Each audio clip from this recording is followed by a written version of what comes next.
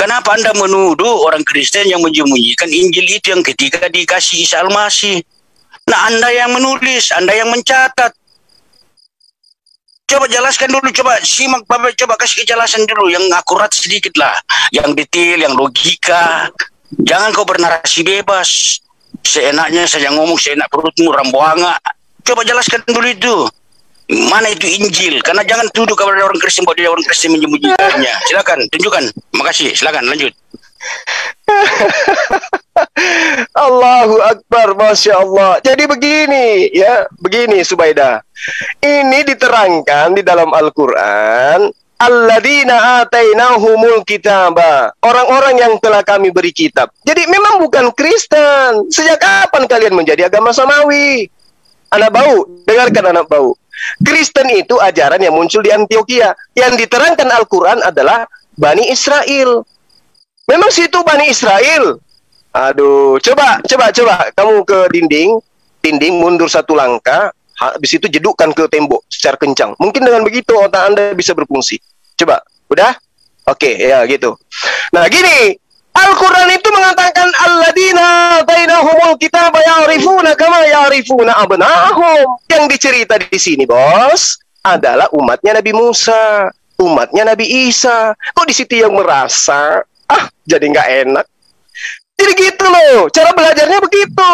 Kata Al-Quran bahwa orang-orang yang diberikan kitab, yang muncul namanya di sana Nabi Muhammad SAW, ada Nabi Isa juga di dalamnya, diceritakan menikah, berumah tangga dan seterusnya. Itu disembunyikan oleh siapa? Oleh yang mereka yang diberi kitab. Emang sih itu yang dikasih kitab? Lu siapa lu? Anak bau? Bukan sih itu yang dikasih kitab. Merasa aja lu penerus penjajah kok bilangnya dia yang dikasih kitab. Jangan begitulah belajarnya. Lalu kemudian ketika Anda mengatakan Yesus itu tidak diberi Injil, nenekmu kiper. Belajar di mana sampean?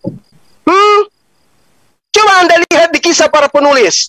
Kisah nomor 8, apa bab 8? Baca di situ. Di dalam Yohanes 1 nomor 4:53, Yesus memanggil Filipus. Filipus, kadia, come here.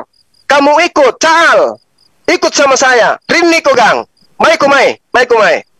Kamu ikut sama saya, wahai Filipus. Berarti yang tahu tentang Injilnya Yesus itu adalah Filipus. Tania Lukas, Tania atau Paulus, tapi Filipus. Nah, apa yang diterangkan oleh Filipus?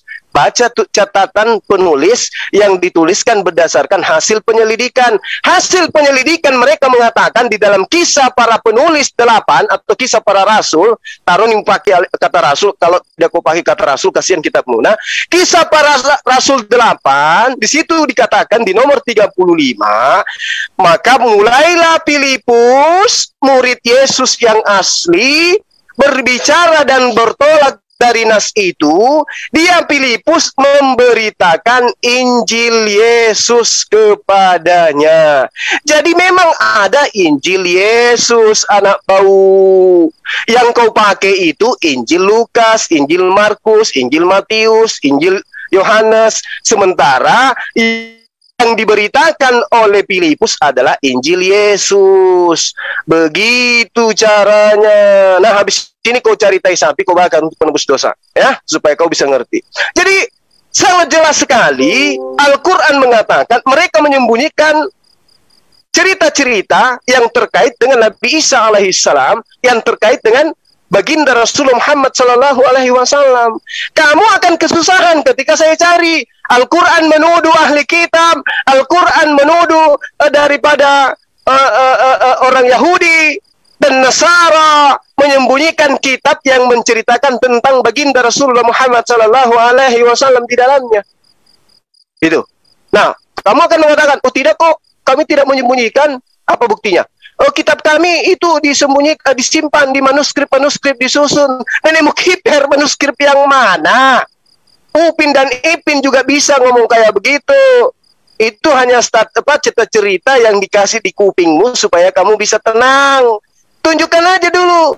Kalau Anda tidak mampu menunjukkan manuskrip kitab Anda yang asli, tunjukkan aja di dalam kitab terjemahanmu ini, tunjukkan di mana Yesus memberikan legitimasi terhadap penulis-penulis kitabmu. Ada nggak? Yesus berkata kepada Lukas, "Wahai